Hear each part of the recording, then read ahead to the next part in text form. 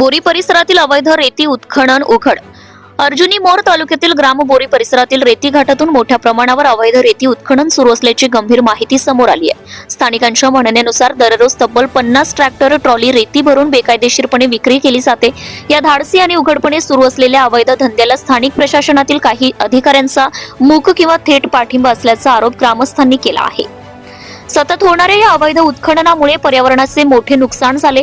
नदीकाठांची धूप, भूजलस्तरात गंभीर घट, वन्यजीवांच्या अधिवासावर परिणाम अशा अनेक समस्या दिवसेंदिवस गंभीर होत चालल्या आहेत. याशिवाय रेती माफियांच्या या बेकायदेशीर व्यवहारामुळे शासनाच्या महसुलाला कोट्यवधी रुपयांचा फटका बसत असल्याचा अंदाज व्यक्त केला जातोय.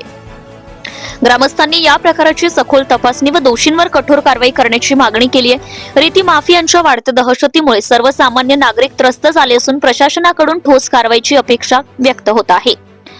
दरम्यान आमच्या प्रतिनिधींनी रेती भरून नेणाऱ्या एका ट्रॅक्टर चालकाला विचारपूस केली असता त्यांनी धक्कादायक दावा केला आहे. आमचे सर्व कर्मचारी बांधले आहेत. ट्रॅक्टर ड्रायव्हरने कर्मचारी बांधले म्हणजे नेमके कोण? हे कर्मचारी कोणाच्या अखत्यारीतील आहे? ते कोणाकडून बांधले गेले आहेत?